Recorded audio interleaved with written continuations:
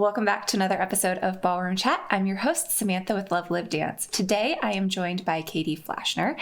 She is better known by her online name, The Girl with the Tree Tattoo. She writes a blog by that name, The Girl with the Tree Tattoo, which details her journey as a pro-am dance student. So I got to talk with her about a bunch of topics and life lessons that she has learned along the way. She's also a published author. And for that reason, she has chosen to partner with us to help to support the podcast. So I will talk a little bit more about that later at the very end of the episode. So for right now, let's just jump right into our conversation with the girl with the tree tattoo. Well, thank you, Katie, so much for being a guest on today's podcast. Thank you for having me. I'm excited to be here. So I mentioned that you are also known, or more well known, I guess, by the moniker, The Girl with the Tree Tattoo. So tell me, I want to get into the blog, but first let's start off with how you came across that name and how you got into ballroom dancing. Sure.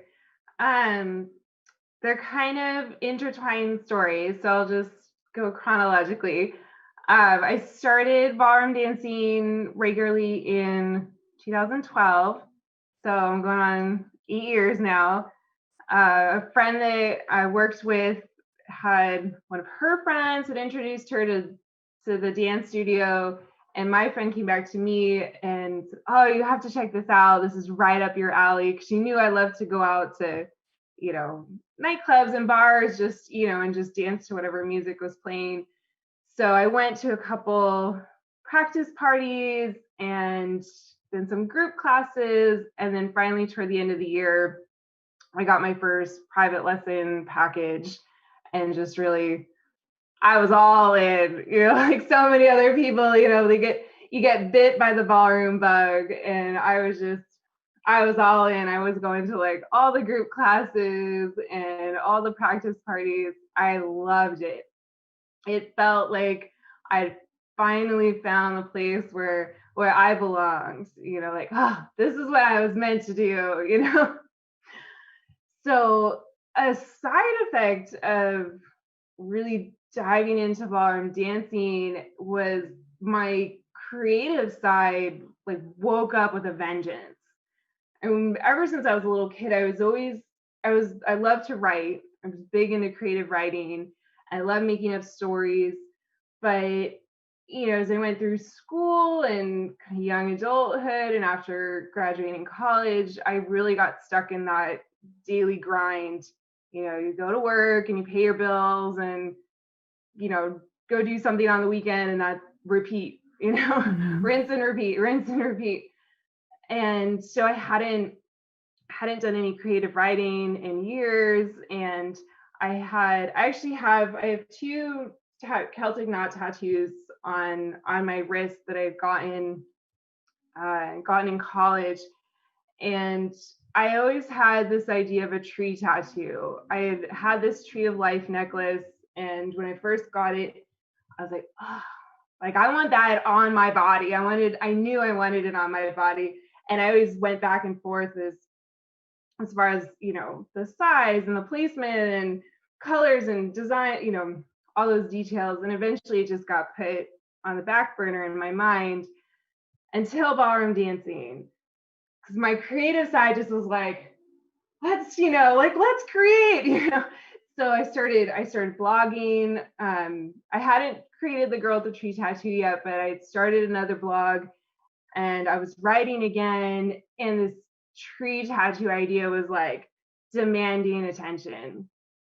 And so finally I had a different friend at work, was also a visual artist. And so I told her, I gave her a bunch of images and the different aspects of the tattoo that I wanted to include, and had her sketch out the whole thing. And her sketch is what I brought to the tattoo artist that ultimately ended up doing the tree, covering my entire back. So once I did get the tattoo, then I think it was within a couple years of the Girl with the Dragon tattoo series was really popular. And so a couple people at the studio were like, oh, you're like the girl with the tree tattoo instead of the dragon tattoo. And I'm like, I like the sound of that. I I like this. We're going with that. I like it. I'm owning it. So I had switched my blog over to the girl with the tree tattoo and just really embraced that, that whole identity. That's awesome. So, at the point that you go from social dancing to group classes, then to private lessons, and you have your first private package, how long before you decide, you know what, let's go ahead and give this competition thing a try? Sure. It was, let's see. So end of 2012 is when I started the private lessons. I had this, like childhood dream of dancing on stage. I actually done a couple years when I was 6, 7, maybe 8 years old. I was in a dance school and we did ballet, jazz, tap, all basic stuff. But I had done a couple dance recitals, and then my family moved across country. And I remember my mom asking me, I was only 8 years old, but I remember my mom asking me if I wanted to keep dancing. But I was super shy as a kid, and I was so scared. Like, I was terrified to start at a new dance studio and have to like meet all these new kids. And so I told her no, I didn't want to dance anymore. That's probably like my only regret in life, is that I let my fear keep me from doing what I really loved. So once I got into ballroom, the first kind of performance aspect that I was introduced to was the showcase, the studio showcases. And I had seen they did a winter showcase in January, and I went to watch it. And I'm like, can anybody do that? Can I do that? Am I good enough? And I'm thinking I have to like audition and like prove my skill. Like, no, you just have to pay the money and pick a song. You just have to tell your instructor you want to do it. Just tell your teacher you want to do it. So that was the first thing that I did, and I did a showcase and performed, and it was like, it felt like I'd broken through into a new level of who I was. And then I think it was, was it that? Because that was 2013. I think it was that same year, shortly after that showcase, my instructor at the time was taking a few of his students to a local competition. And they're like, oh, so like, come and watch, come check this out. So again, it was similar to the showcase where I saw it. And I'm like, I want to do that. It was the same thing. I went to the competition and I sat on the sidelines. I'm like, okay, this is where I belong. This is my niche right here. The competition. I'm like, that's where I want to be. But I kind of went through, I had all this self-doubt and like major self-confidence issues. And so I was watching, and I mean, it was bronze level, but I was watching these women on the floor, and I just immediately I start telling myself, I'm not good enough, I'm not pretty enough, I don't have enough money, like I keep telling myself all the reasons I'm never going to be able to do this. And I shared those feelings with my instructor, when we were back in the studio with my next lesson. And he's like, and he kind of like shrugged and like, kind of like, oh, well, let's get back to what we were working on. And it wasn't until I switched to the instructor that I'm still with today. We just had this month, September marks our 7-year anniversary, actually, because I started working with him in 2013. That's amazing.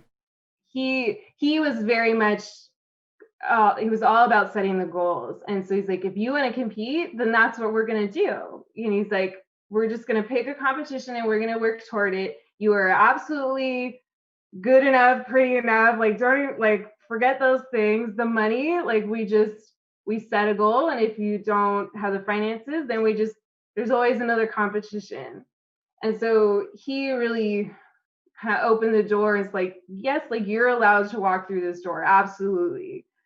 So that's how I kind of transitioned, where I went, the social dancing, and then tried the studio showcases to get that taste of performance, and then was exposed to the competitive world where it was like, this is like all stakes, go full out. I'm like, yes, this is me. Let's do this. Yeah. So I was going through your blog, and I noticed that one of the earliest entries, or one of the earliest posts that you had, was talking about the pro-am relationship. And you alluded to a little bit about the difference that you had with your first instructor versus the instructor that you've been with now for 7 years. I want to talk a little bit more about that from the student perspective, because now on the instructor side of things, I understood a lot of what you talked about in that post. From your teacher's mindset. You just mentioned that your first instructor, you kind of brought up these concerns about, I want to do competitions, but these are all of the hurdles. And the response was, all right, well, we'll just ignore that and we'll keep doing what we're doing.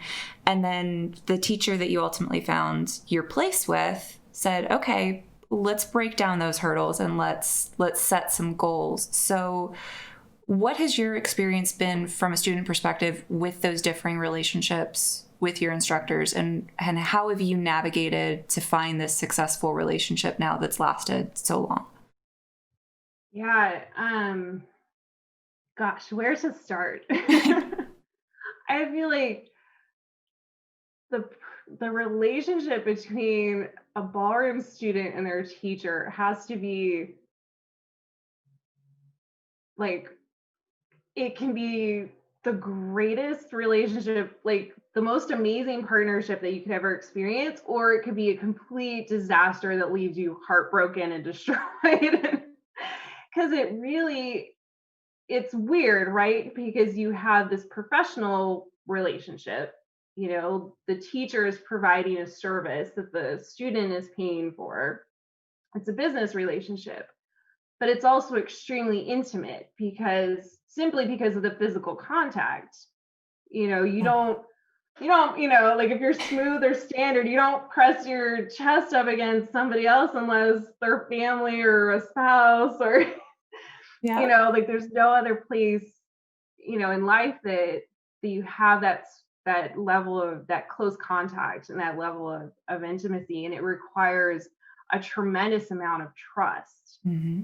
Um, and and then you could, oh, I could go on forever, but you could get into the age differences where you have, you know students who are old enough to be the grandparent of the teacher, but they're learning from the teacher. The teacher is the authority in that relationship, but and then it's like you're doing Latin, the teacher's trying to tell you to do a sexy rumba. It's like, how do I like dance sexy with this little boy that could be my grandchild?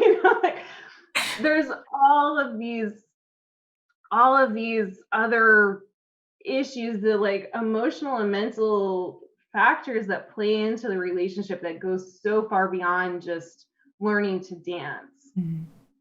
And it can get really messy and complicated to navigate if you don't have any kind of guide, or if your teacher isn't as aware of those potential complications. um I don't want to speak bad of, like speak poorly of anybody, but I can definitely see, I think of, look at my first teacher versus the teacher I'm with now. The level of, to be frank, the level of emotional maturity is much higher in the teacher I'm with now. And then there's also a difference in the level of commitment. My first instructor, he was also going through schooling to follow a different career path. Dance was kind of a right now career, more of a job than a career for him. Whereas my teacher now is, in it. I mean, he just this year, he and his wife opened their own Fred Astaire franchise. They're studio owners now. And he's also, my second teacher also competed professionally. So he did, the student competitions, and then he also competed with this professional partner and his wife, now wife. So I think that there's that level of commitment, level of maturity that really makes a difference in the experience that me as a student has. Because especially in the beginning, nobody explains this to you. Right. You walk into a studio and you just think you're going to learn to dance, and you buy your lessons and you go to your lessons, and you're completely unprepared for the number of like deep set fears and insecurities that you have to face, especially if you're pushing yourself to perform or to compete. Mhm. That's where the nuances and the quality becomes, um, there's more of a demand for it, and so you can't just have like a safe safe space between where you're just kind of like doing simple boxes around the studio. You really have to get to that point where the two people are becoming one couple, so you can move as one on the floor. So yeah, there was definitely, there was a lot of hurt feelings and tears on my part, because our partnership with my first teacher didn't end well, and because I was all new to it, I didn't understand why. I Yeah. didn't understand what was going on, because I had no idea where I was, like, let alone how to navigate it. I Mm. was dropped in the middle of this ocean, and I couldn't tell you if it was the Atlantic or the Pacific, let alone where the nearest shore was. Right. You Right. know, Do you so that's why I wrote that post, is like one of the first posts on the blog, because as I talked to other people about their experiences with their instructors, just trying to understand, like, I thought I was just learning to dance. What is going on here? It really became clear that a lot of people have gone through similar breakups, because that's what they are. I mean, they feel like it's because it's that, it's like that intimate aspect. It feels like a breakup, like you had a relationship with somebody.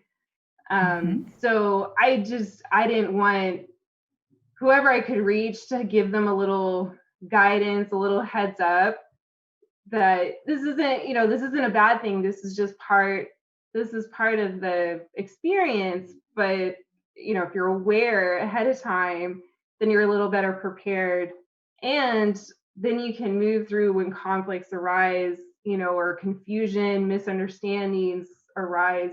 Then you can move through them without being just completely blindsided by something. No, absolutely. Um, I would echo that in saying that once you're inside the ballroom dance world, once you've kind of figured out how to paddle and navigate the current, then suddenly there are infinite resources and infinite community sharing that happens, where we're all like, oh, did you experience this? Yes, I also experienced this. Okay, how did you solve X, Y, and Z? Um, I do think you're correct in saying that there is a gap between folks that are wanting to come into ballroom dance and then the reality of ballroom dancing, and how do we as a community bridge that gap and be very clear and upfront with folks that are interested in it, what it really is and what the different avenues and venues are. Do It's you a challenge, right? Yeah. Because you know part of it, I'm like, why aren't people talking about this stuff? And I think part of it is that the balance of, it's a business, and so the typical business model for a dance studio is just to like provide this fantasy world for people to come into and escape, because that's what brings a lot of people into ballroom, is that escape from your real life. But there's humans managing this fantasy world, so that means things are going to get wrong, things are going to go wrong, and then the bubbles burst, the rose colored glasses come off, and you end up, I've heard stories from a lot of students that they ended up very hurt. And the studio had been not so concerned about maintaining that fantasy world, but just been a little more, honest, or just a little more open, 'cause it feels like they try to like keep that curtain, the wizard behind the curtain, like keep him hidden. But it's like no, just like, be a little more open and honest, transparent about like this is how things work. I feel like a lot of the stories that I've been told could have been a lot less impactful. It wouldn't have been such a big deal if there had just been more of that open communication. But I think, at least from stories I've heard, it's a lot of just trying to maintain that fantasy. And, there's the behind the scenes and behind the curtain that like students are not allowed to see, and don't show them that. But it's like, why? Like, we know our teachers are human. Like it's okay if they like are eating lunch, or whatever, whatever the case may be. Yeah. But so I think, and it's a delicate balance to strike, but there could definitely be some improvements in that area. Absolutely. Absolutely. Well, and I feel like, at least from my perspective, making the transition from student to instructor, I felt like there were three of those curtains that studios hide behind. The first is just the cost associated with what it really means to ballroom dance. And then the second is your instructors are not all powerful, all knowing, all correct instructors. We are students too. We're learning and growing, and we make mistakes, and we are just as much on this process and journey as our students are. And then the third is, it is at the end of the day a business. It's a business of passion. It's a business of love. I don't think you're successful as an instructor or as a student if you aren't motivated intrinsically to be a part of the industry. But it is at the end of the day an industry. And I think the struggle that I know I have had on both sides of it is, when do you pull that curtain back, and how much of the curtain do you pull back? What is your take on that? I know over the years you have written about budgeting for ballroom. You've written about your competition experience. You've written about your own struggles with finding motivation and retailoring motivation. So how have you navigated that, and how early or how often do you want those curtains to be pulled back for students? It's navigating the whole experience is definitely a lot of trial and error. Just like with dance, right? You figure out 50 ways to do it wrong, and then you figure out the correct way, or the way that feels right for you. Um, I've, as far as, the curtains, I'm trying to think of how I want to say it. It's almost a matter of learning to manage my expectations within a reasonable frame. Because with my first teacher, I thought we were becoming great friends because we got along so well, we laughed together, and we liked the same kind of jokes, and we like, oh, you like Lord of the Rings, I like Lord of the Rings, we both had tattoos.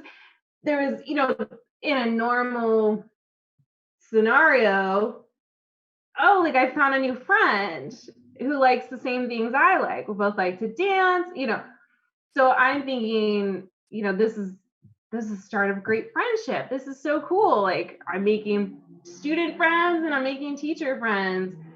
And and then when the whole thing fell apart in the end, it was very much like no, you're just a student, and Yeah. So, but that's part of the fantasy, right? Because a new student comes in and the teachers, of course, want to give them the best experience possible so that they enjoy themselves, but also so that they'll come back and continue buying more lessons. I mean, that's the business part, right? Yeah. There's no shame there.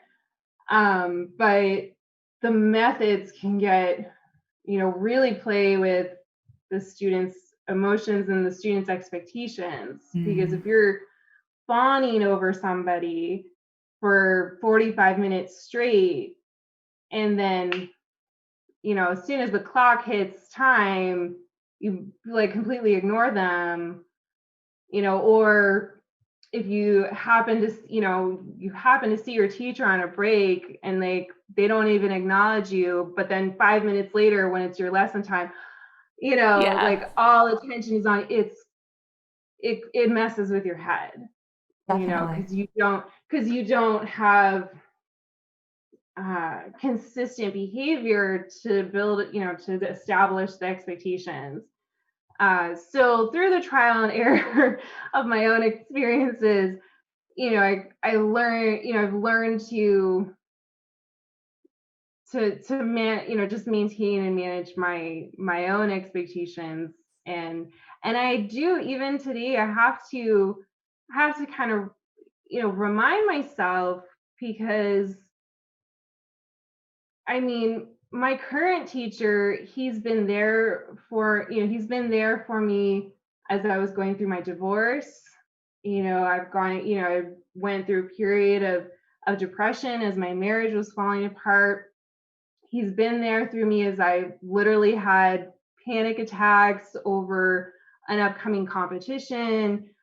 I mean, we've had conversations, and he's been there with me as I've gone through really like deep emotional shit, and so, but at the same time, he's not my best friend that I hang out with all the time. He's my instructor, and he's my dance partner. I treasure that partnership. I truly do, but it's different from someone else, like the best friend that I pour my heart out to, over a glass of wine, or family that supports me through, a significant life change. There's still a tremendous level of support, but there is also limitations, because there is that business partner, like there's that business relationship aspect, Mm. and if I something happened and I couldn't afford to do lessons anymore, I'm sure we keep in touch, but I'm not going to call him up if something, terrible happens and I just need to talk to somebody. He won't be, and I wouldn't expect him to be available to me, in that situation, if I was no longer his student, if that makes sense. Yeah. So, and I know that there are students and teachers who are friends outside of the studio. They hang out, and it's not just hanging out at a competition because the teacher's being paid to do it. They honestly have a relationship, friend relationship, or they build a closer relationship outside of the dance partnership. Mm. But I think more often the students can fall into expecting that when that's not the reality. Yeah. And that doesn't mean reality is bad. Then, it's just different. Yes, and I would say the relationship between students and instructors obviously differs from person to person, from instructor to instructor, from studio to studio, um, and where that boundary line is changes and develops over the years. Um, Talking a little bit about kind of the fantasy element of it.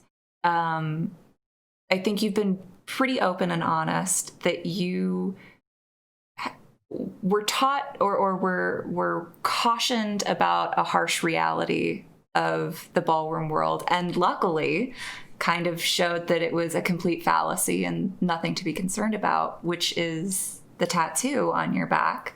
Um, I want to talk a little bit about the initial conversation that you had with your instructor or with the people in your studio sphere about the decision to go ahead and compete and to wear an open back dress.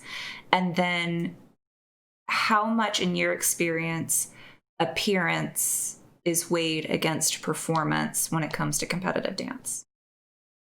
Sure. So my tattoo, I started getting the tattoo done just a month or two before my very first competition. And it wasn't going to be finished for that first competition. So I'd already decided I would, we had figured out a rental dress that would work for me. It had a little bit of an open back, but I was like, I'll cover my tattoo with makeup. But then after that, all bets are off. I'm showing off my tattoo once it's completed. It was actually another student of my teacher's that came to him and it's like, you need to talk to her about this. They're not going to like it. If she goes out there with a tattoo. And so I come into the studio for my lesson and they're both there and they're like, sit me down. And I really respect my teacher for how he handled it, because he still left it up. He left it as my choice. He laid out the reality. He said, some of the judges are very traditional. They're not going to like seeing a tattoo on your back. And not that anybody would necessarily admit this directly, but they could mark you down for it. And he said, I just want you to be aware, because I don't want you to get hurt if you feel like you dance really well and your results don't reflect that.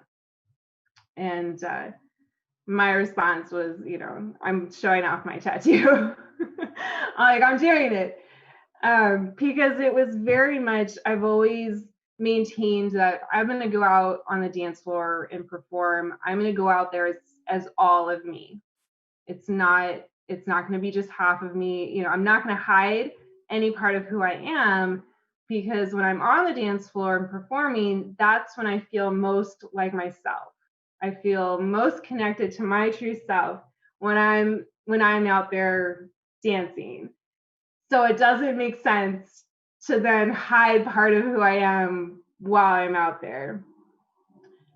And at the same time, I did recognize that the ballroom world does have that traditional aspect.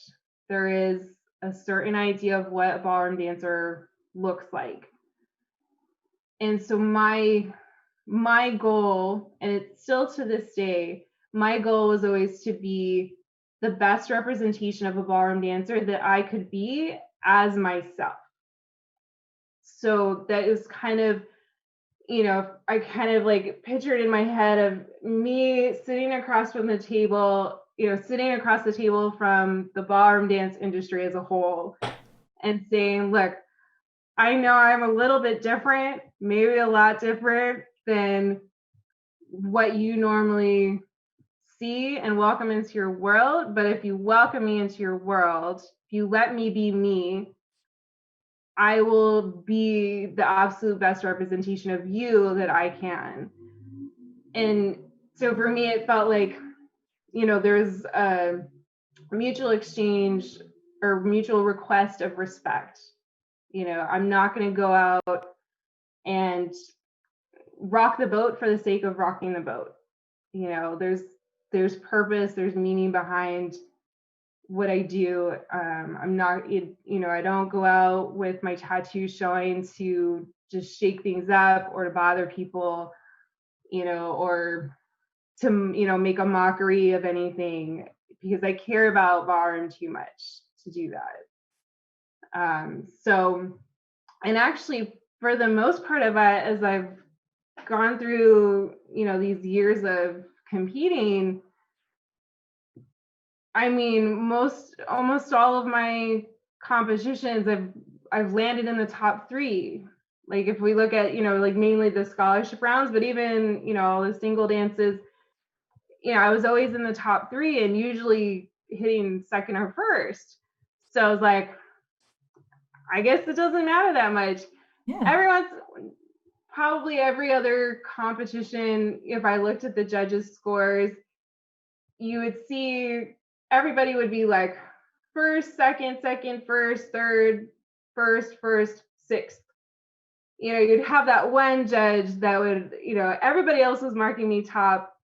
You'd have that one judge that would mark me on the bottom. And it was always kind of a question in my head. Did they just happen to look at me during that one bad mistake? Or did they just write me off as soon as I walked on the floor because they saw my back? And I'm never gonna know. I'm never gonna know. And honestly, it doesn't, at this point, it doesn't matter. Yeah. I mean, we flash forward to 2018. Yeah. I took home the world title in American Smooth at the silver level at Embassy Ball. So I'm like a world champion tattooed ballroom dancer. Like if that's not a nod from the ballroom dance world saying, yes, we accept you, tattoo and all, then I don't know what is. Definitely. Well, and I think hopefully that gives people reassurance that at the end of the day, it should, and it more often than not does come down to who is the best dancer on the floor, not necessarily do they fit the mold of what the expected ballroom dancer should appear to be. I will say that I do feel like I walk out on the floor with a bit of a disadvantage because of my tattoo. And I don't know if this is just in my head or if it's, what reality is reflected to me, but I do go out on the floor and I feel like I absolutely have to dance my best every time to prove myself beyond the level that everybody else is trying to prove themselves, because there is that subjective aspect. Mm-hmm. And ballroom dancing is an art. It's a sport, but it's also an art. So some people will like something and others won't. And you do see the dancers who do fit the mold a little better will place higher, even if their skills don't necessarily reflect that placement. Aside from, tattoo, I've seen beautiful dancers who were a little heavier and they would struggle to get higher up in the ranks, even if they look like a queen among young little princesses on the floor, they still place lower, or they place lower than, people who like just showed up. And I think that's part of the reality, because ballroom is a subjective sport.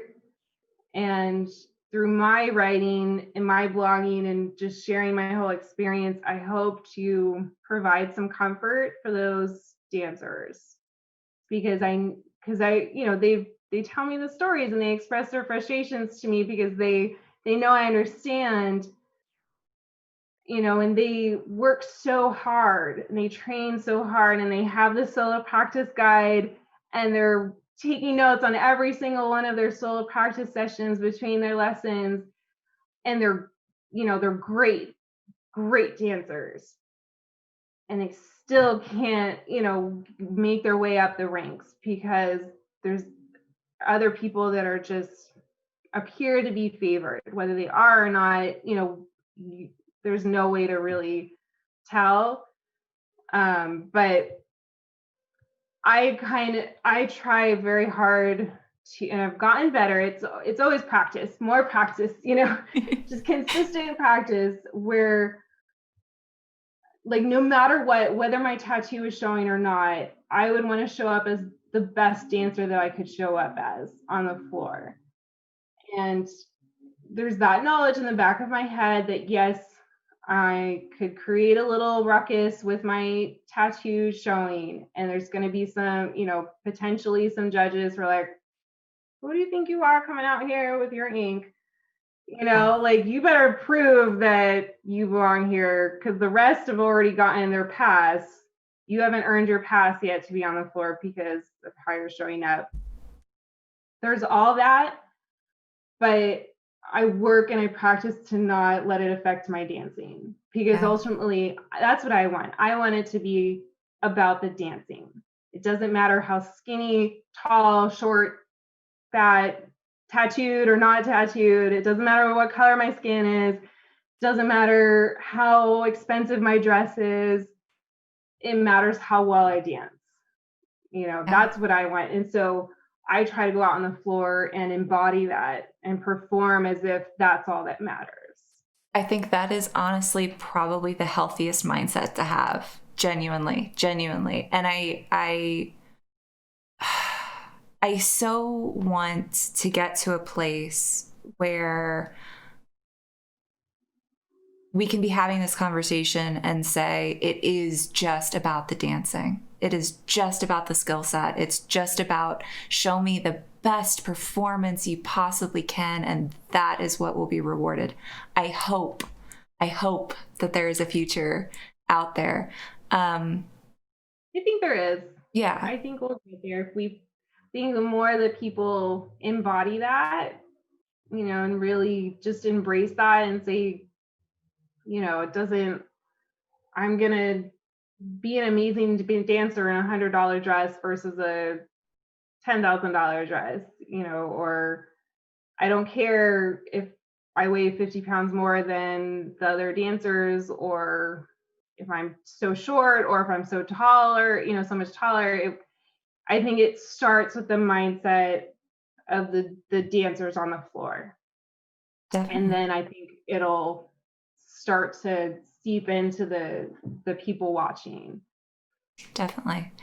I want to dive more into things you wish you knew earlier, things that you wish you didn't know earlier, but I want to pivot just for a second because you brought up the solo practice guide, and you brought up the fact that people are solo practicing, journaling, they're solo practicing. There we go. A big thing that we have not yet talked about is the fact that you are, in fact, a published author. Yes. Several works under your belt. You have your 2 ebooks, which are your dance diaries, the solo practice guide, and then 2 companion journals, the whole dance journey journal, and then the choreography journal. So talk to me about the inspiration for each of those, how they link with your own journey, the blog, and just dancers in general. Sure. Well, starting with the dance diaries quickly, the first one was literally titled Learning Ballroom Dance, What I Wish I Had Known. And that was a compilation of my experiences probably about over the first year or so of ballroom dancing, taking the lessons regularly and doing the showcases and, having all these experiences. And it covered things from just basic things of what to expect in a group class, what to expect in a private lesson. Because sometimes you go and you have no idea what to expect. So then you can't necessarily get the most value. But if you have an idea of what could happen, or because you might not know what you're allowed to ask, or, do you have to come and just do whatever the teacher has planned, or can you come with your own ideas, things like that, just to help people get the most value out of the experience. And then, of course, they also cover the pro-am relationship and the more emotional, mental aspects that come into play as you kind of go along the beginning of your ballroom journey. And the second Dance Diaries book was Ballroom Budgeting. And the books really follow my own journey, because after I kind of got oriented to how the ballroom world works and started to figure out how to make the most of my own experience, then the next question is, okay, how am I going to pay for this? because this stuff's expensive, especially if you're going to compete. Especially if you're competing pro-am. Yeah, it's not cheap. Yeah. Oh man.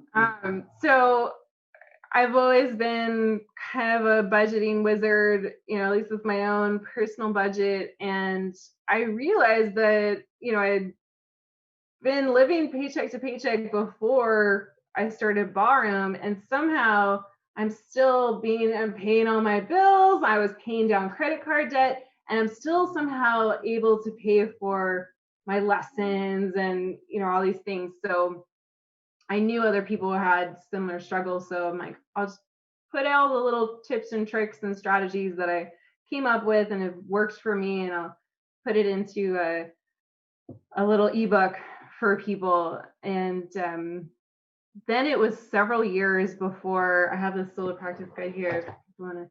So several years before I wrote this book. This one came after Embassy Ball 2017, the year before I won the world title. I went out there and I felt like I had danced my absolute best, like in my career. And I placed my worst. I had never placed below third place before that competition, and I placed 5th out of 7. So instead of being in the top 3, I was in the bottom 3 for the scholarship. And I threw a little tantrum.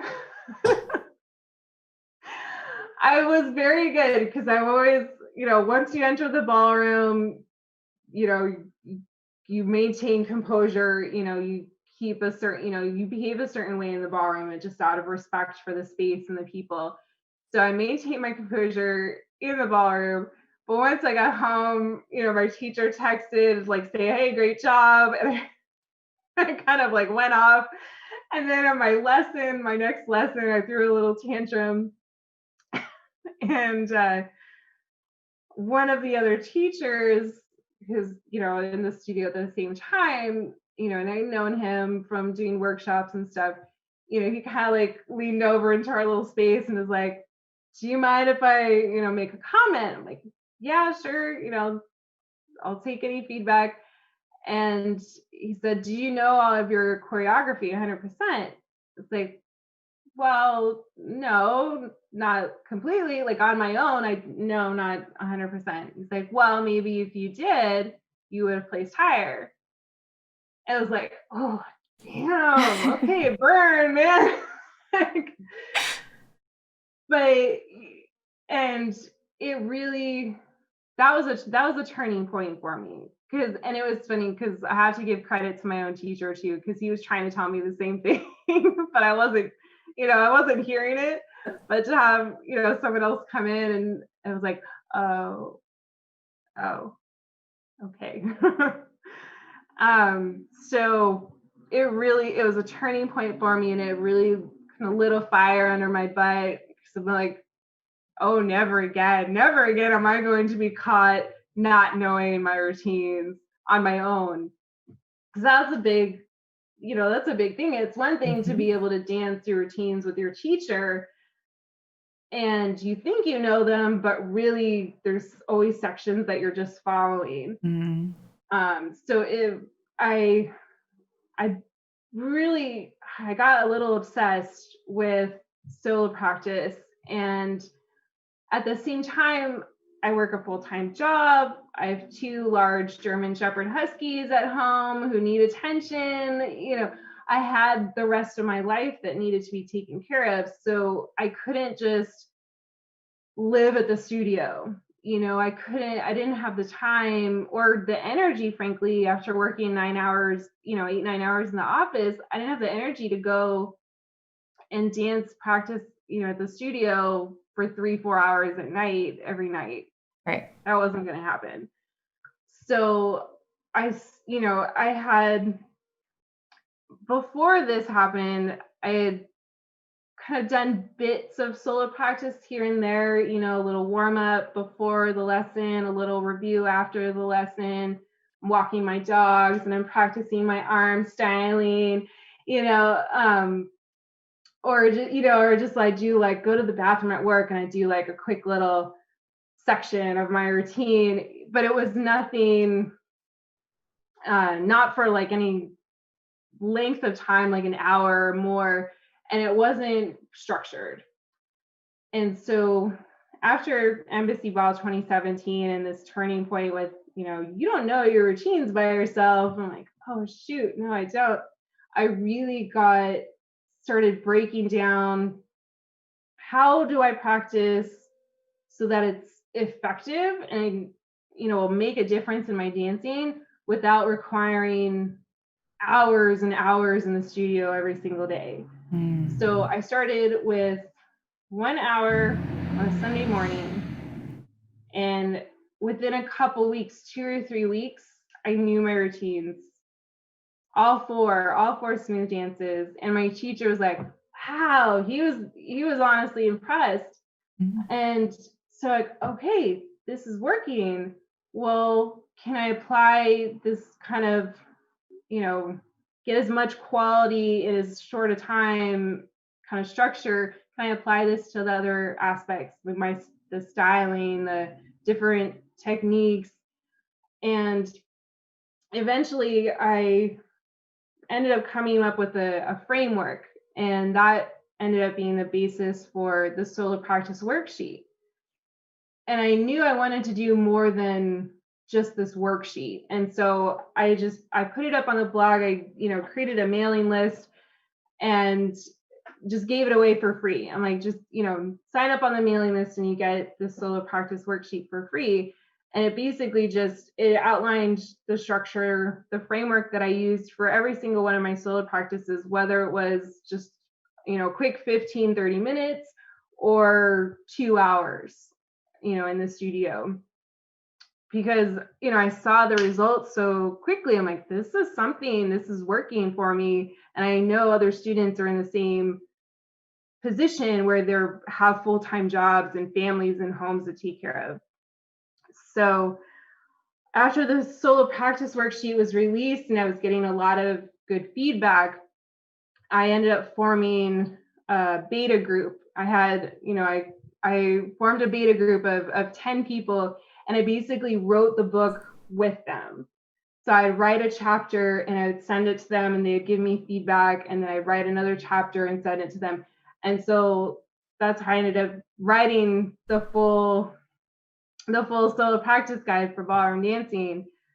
And it feels like a Cinderella story, but it feels so perfect that I was able to return after all this hard work on developing a structured solo practice that worked for me and my life, to be able to return to Embassy Ball in 2018 and win. And against a larger field. I think there was 11 couples in 2018, where there was only 7 in 2017. So to be able to return and go from, bottom 3 to first place in a year against more people, I felt like Cinderella. Like it was just, it was just so perfect. It was such like a perfect completion, it was like such a perfect loop for that year. Well, and I feel like the request that students should spend time solo practicing, and the idea of, if you're competing pro-am and you want to see results, you need to know your own routine, and be able to dance it consistently on your own, is something that I think every instructor has said until they're blue in the face. So the fact that you created a system for yourself, tested it with others, and are now publishing essentially the golden ticket to, this is all you need to do, this is what you need to follow, and you'll be successful, I think is fantastic and wonderful. And I hope that all of my personal students that are listening to this right now take your advice. I know for me personally, I have used the pandemic as a great excuse to really hammer that concept home, because it instead of saying you should be practicing on your own at home and you should be learning your routine on your own, it now became I'm not going to physically touch you for the next 50 minutes. and we're going to run your waltz routine. Let's see how well you really remember it. Yeah. And Yeah. yeah. My teacher would do that. My teacher, especially when we would have a competition coming up, he would make me do a solo round. It would be the first thing, once our lesson started, he'd go over to the music thing, cue up Waltz, Tango, Foxtrot, Viennese. He's like, okay, go. And that was my warm up. It was dancing a round of my routines by myself, and it was sometimes I hated it because there's sometimes there'd be a lot of other people in the studio. I'm like, I don't want them all to watch me. But it was so effective. Yeah. It gives you that knowledge, gives you such confidence in yourself.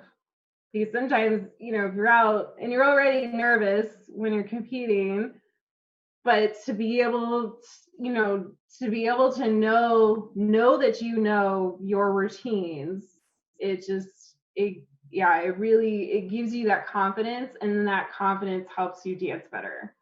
Absolutely. Absolutely. I know we are fast running out of time, but I want. Oh gosh, it flew by. It goes by so quickly. I have one last question for this episode, and then we'll talk afterwards about potentially future conversations that we can have, because I want to pick your brain as a student, just to get your experience on it. And I think it's so valuable for folks that listen to this podcast to get both the instructor, coach, professional side, as well as the student living it side. One of your most recent blog posts, I think it was 2 or 3 ago, you asked the question, where do you go from here? And it was a fantastically written discussion about where do you find your motivation as a Pro-Am student now that you've reached the finish line, which is competing in Open. We could probably talk for hours about this, but where are you right now? What is that internal struggle currently battling itself on?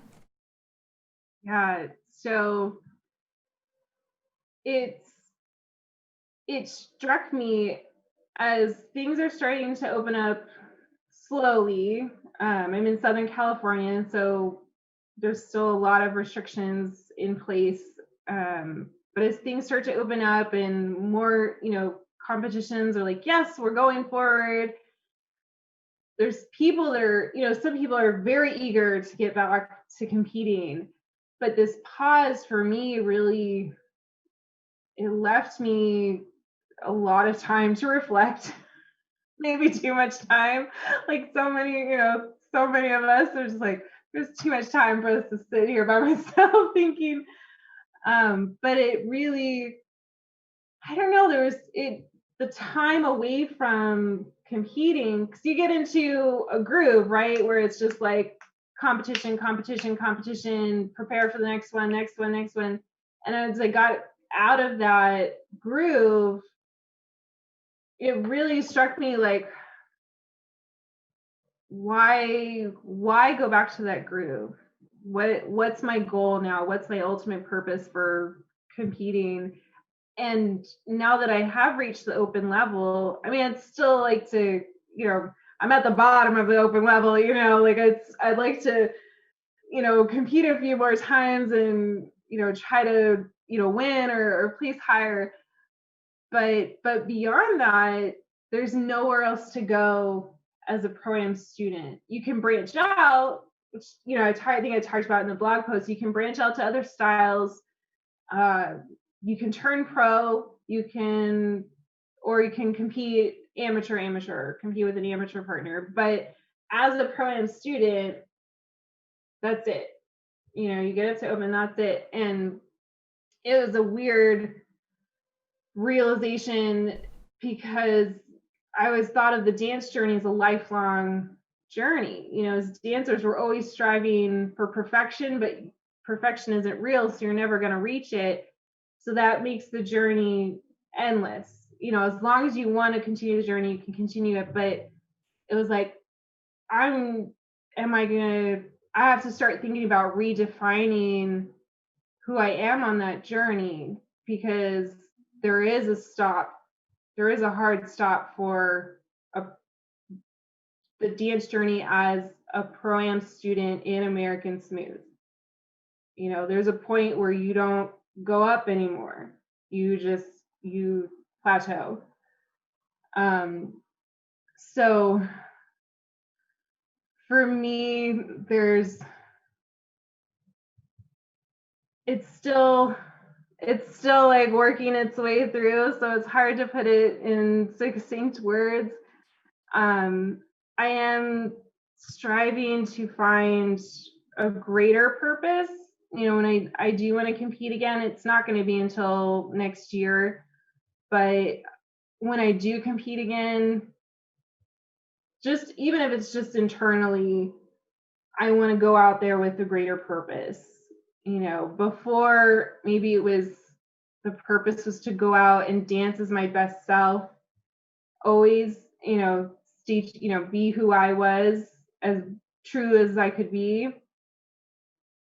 And now, I think I need to add on to that, or expand that idea that maybe I go out and I'm dancing for other people. My purpose is to connect with people in the audience, to give them a moment of magic, maybe. Maybe it's, I don't even know, maybe I'm dancing for a cause. Maybe I'm, dancing to dig even deeper, to find an even deeper layer of myself that I haven't uncovered yet. But it can't be just to go out and compete and try to win. That feels, I forget which blog post I put in, but I wrote, that just feels so 2019. That was normal. That was, I did have those goals, and I was very committed to, like, I wanted to excel, and the excel was, going to come in the form of placements, and hopefully, placing higher each competition. But yeah, the pandemic it really, like with everybody, it just completely turned life upside down and gave me the opportunity to step back, step out of that groove of, like, let's just, win, and get a fresh perspective on it. And also, just the pandemic, just, like we're talking about the ballroom fantasy, like there's this bubble that, like, separates us from real life. No, there's no bubble anymore. No. Because even now, when I compete, I have to consider that extra risk associated with this new coronavirus. And that's very real world. That's like harsh reality. I can't escape that by going into a ballroom and putting on a ton of makeup and fake eyelashes and a dress covered with rhinestones. That comes with us. That's going to come with us anywhere we go, including the ballroom. So I'm integrating dance life and life. It's all one life now, which means dance life can't be just to win the next competition, or, I mean, there's no new level for me to go up to, but it can't be like, oh, I just want to compete in a new style now. Like, no, it has to have a greater purpose, because I'm always striving to find that greater purpose in my life overall. And so now dance is becoming more integrated into that greater life search. I love that. And I feel your pain. I don't envy the questions that you're asking right now, but you will find it, and your readers and I will be so excited to see where that takes your journey from here. So awesome. I will say I'm feeling a peace with the unknown, which is very unusual for me because I am an anxious person. And so not knowing really triggers my anxiety. But yeah, in this time, as I've reflected, I'm finding a peace in just, you know, like journey the journey. Like I'm just gonna, keep dancing and keep the intentions in the forefront of my mind, that I want to find that greater purpose. And then without being clear on what the greater purpose is, I feel like as long as I keep moving forward with the intention, that purpose will meet me at the right time on the journey ahead. So yeah, it's weird because it's like I don't know where I'm going, but I feel okay moving forward without that clear plan, which is very unusual for me. So I'm like, this is like new pandemic Katie. Doesn't have to have every single thing planned out. Well, yeah.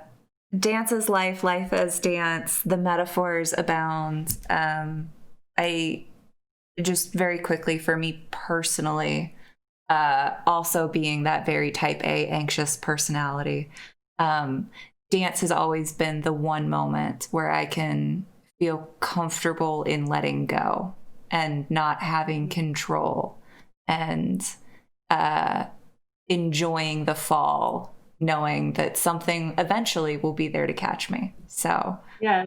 Love that. Yeah. Well, thank you, Katie, so much for being a guest today. This was wonderful. I love this conversation, and it was great to dive deep into some of these issues because we need to talk about them more. Like it's nothing to shy away from or hide from. I think it'll only enrich students' experiences to discuss the messier stuff that comes up for them.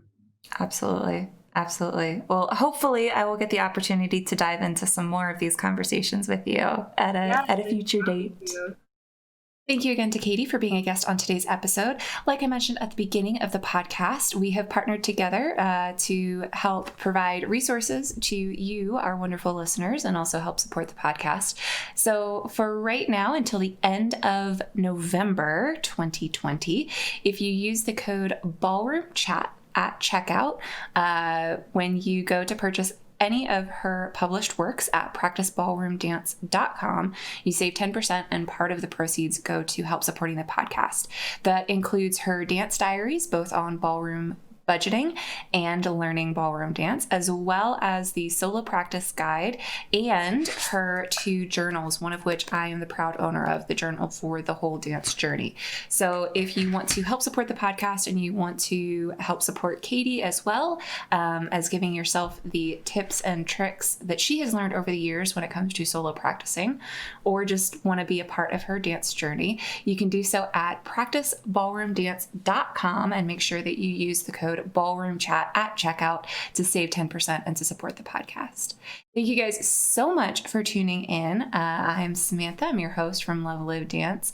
If you've not already done so, do all of the YouTubey things. Hit the subscribe button, turn on the bell for notifications, and make sure you give this video a thumbs up. Your support really does matter, and it makes a huge difference. So thank you guys so much for tuning in week after week.